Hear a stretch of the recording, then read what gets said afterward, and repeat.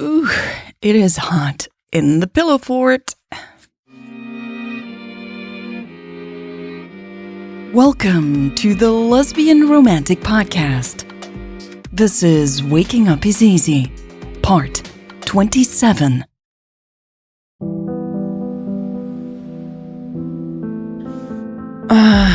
Okay. So, this episode will be a little different. Today, Usha and I will discuss the top 5 things you thought you knew about Usha, but that are wrong. I mean, things you can't believe are wrong. That sounds weird. I know. Apparently, that's what people like. It says so in the email I got. Okay. I doubt people really like this. Yeah, me too. But still, despite the title, I think it's good to dive into your past, what we do know for sure about it, and what is just downright false. Okay. If people are still curious about it, why not? Let's give it a try. You know, I'm not that focused on the past myself. I know, but it's there, and other people are quite focused on it. Right. I can't change the past. Or maybe it's better to say, I can't change the fact that people are obsessed with my past. I do think there's wisdom in taking a hard look at the past. Just maybe not yours specifically. They seem to say this is who you are, no matter how hard you try to escape it. And maybe I can never escape it in their minds, since they're so focused on it. Yeah. Still, we'll try with this top 5 of... Gosh, I can't say it. Let's just dive in. Yes. Story number 1. Do you want to read the title? I think you'll get less annoyed than I do. All right. Yes, good idea. I'll read the titles. Okay, the first story about me. Apparently, according to some of my high school classmates, I struggled a lot in school, had few friends, and once had a dramatic fallout with my boyfriend at a party, ruining it for everyone with my hysterical screaming and crying. This is in the top 5? Yeah, it's right here in the file we got. It just seems so mundane compared to other stories about you. True. And perhaps that's why it's actually more harmful. Yeah, because it's believable. It reinforces existing beliefs people have about you. That you want attention. That you're a phony pretending to be smart. That you're a drama queen. It lines up with things we easily believe in general, especially about women. Yes. Many people define me that way, but it is not who I am at all. It is not. Okay, it's not that you can factually counter this story. You don't remember what happened. It might have happened. It sounds like something that could happen to anyone at that age. That doesn't mean it says something about me now. Even if I behaved that way back then. Maybe I had good reason, or maybe I didn't, and I wasn't well. Yeah, very true. People seem to want to define us by every single mistake we've ever made these days. It doesn't help that everything is documented online by ourselves or others. It gives us very little room to change. We can change. But other people seem to hold on to our old selves even more than we do. Maybe now more than ever. Yes, I see how that's very true. I feel like I have to fight the image people have of a previous version of me pretty much nonstop. Yes, exactly. A previous version of you. Because you change in every moment. People's labels do not. Okay, I think this might play nicely with the next story. Oh, a segue. Very professional. Story number 2. So, number 4 in the top 5 if you're trying to keep track. Okay, so instead of being unpopular in high school, I was in a cult. I married young, had a kid whom I gave up for adoption, then ran away from the cult and joined some sort of commune or circus. That's ridiculous. A circus? I don't know. That is what it says. A circus that is also a commune. The consensus seems to be that I ran from one cult to the next, then tried to escape that one again. My youth of speaking in tongues, drug-induced of course, changed my brain, and that's why I am who I am today. That's insulting. People just make things up when they don't understand something. That is true. People did that with COVID, too, and with climate change. Still, making something up about a person. Why? So they can dismiss everything I say. I guess that's the core of every one of these stories. They allow people to dismiss you, to dismiss what you say. Yeah.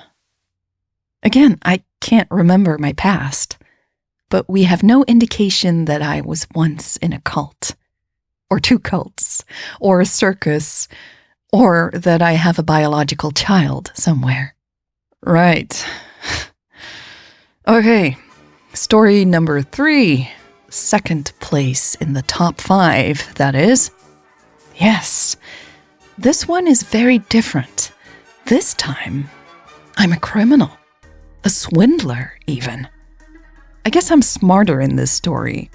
I swindled lots of people out of their money with all sorts of schemes, and now I'm pretending to have lost my memory to avoid charges. That one is funny, because it's so easy to disprove. It is. There are no charges filed against me anywhere. I guess that, too, is part of some cover-up? Of course. I don't understand how we got here. What do you mean? I don't understand how it is so normal that we just make up so many things and that so many people believe them. It's like we've lost a shared truth. Well, it is a time of great change. Not many people can handle so much change. We are losing many stories we used to believe in because they no longer fit our times. Most people double down and cling to the old story or make up new ones. That's why so many people are obsessed with the past. Yes, I saw that in my work as a therapist. Still, we used to challenge unhelpful stories. Now we seem to encourage them. I think perhaps the stories used to be less noticeably delusional to others. Maybe they seemed less outrageous. They were still stories, though. We have always lived within stories as humans. Maybe we just used to agree more on what the story was. Maybe. Yeah, you do have a point. You'd think after all this time, we'd be able to deal with change better, and I know it's insane that I say this. It's our core challenge in life, is it not? This whole universe is constantly changing, and we'd love for so many things to stay the same, don't we? Yet we also need change. If we don't change, how can we grow up? How can we grow vegetables? How can we enjoy the seasons? We want some change and reject other change. At the same time, we are also creating most of the change in our lives together. What do you mean? When you think about it, nothing in this universe ever comes or goes. It's just everything that is already here, and it constantly changes. It transforms, and we are part of that transformation. Our cells, they live and die and live and die. We are constantly changing. Everything is constantly changing, and we have some agency in this. Take our emotions. Do we transform our disappointment and fear into more fear and anger, or into something more wholesome? What are we bringing into this universe? Or more accurately, how do we change it? I honestly don't know what to say to that. Maybe this is a good moment to just sit here and, breathe together. Yeah, let's do that. I'm tired of this top 5. I love just sitting here with you. I love it too. This feels very real.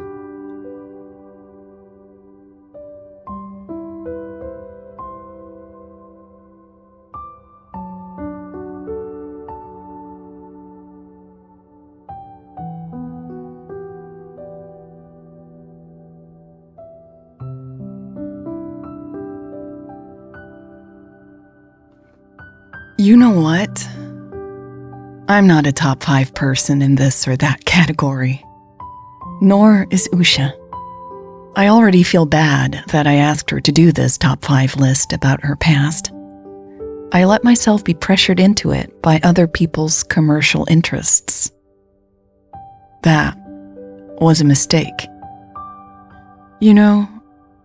Over the last few weeks, I discovered that I still wanted to fit in. I wanted to share my story, and as I said before, I thought it would change people's minds. I've already admitted that I clearly have to let go of that illusion. But there are more illusions I have to let go of. I was still trying to carve out a place for myself in our culture. I was trying to change things with the same old tools. Isn't that what Audre Lorde warned us about? We can't use the master's tools if we want to dismantle the master's house. Maybe this podcast, or the way I started it, was a mistake. Maybe I, too, was still using the master's tools. Apparently, the masters of the podcast world are already tired of me. They won't like me saying all this either. And honestly, I wasn't planning to. But doing that top 5, it got to me. Not at first. At first, I thought I could do it. I thought, why not? If that makes everyone happy and makes the podcast more successful. I thought we'd get to address those insane stories about Usha.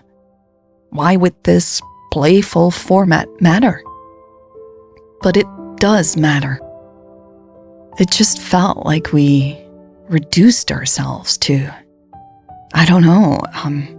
content fast food? I really don't want to be content fast food. If that's what we need to do to keep this podcast going, I don't know. I don't want to be clickbait or listen bait. I might not be a fit in this podcast world then, Or in this content creator world. It hurts to have this realization because I really believed in this project. I thought it could make a difference.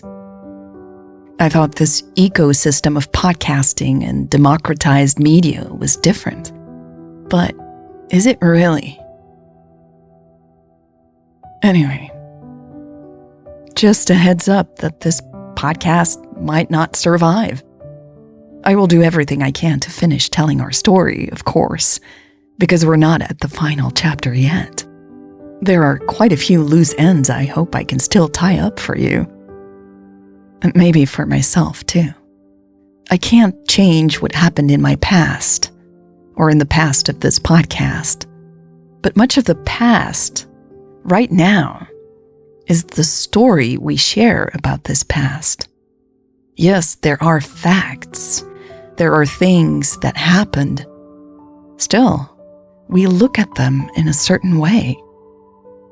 There are always limits to our personal view, to our shared story even. So maybe, when we change our view, we change the past a little bit after all. Or maybe we don't change it exactly, but we change the way it remains present for us today. I keep going back and forth about this. Does it change the past then, or not? Anyway, what I realized after doing that top 5 with Usha is that I can transform what is here. If nothing comes and nothing goes, then the past is here, and so is the future. It is not set in stone. We have a choice. We will transform what is here. That is a fact. But what will we change it into? I know, I went off the philosophical cliff again. But you know what? That's just who I am. If that means people don't want to advertise and fund this show, I think I'm okay with that. Sometimes it's better to stop doing something if you can't get how you're doing it right. So let's focus on these loose ends before this podcast ends. I'd like to share some more about Hot Dog 2023, Genevieve Pelletier, and our dear friend Ellie. But I can't do it in this episode, even if it feels like I should, just to make sure I get it out there ASAP. Hopefully, we can still meet again next time, dear listener. I really do hope so.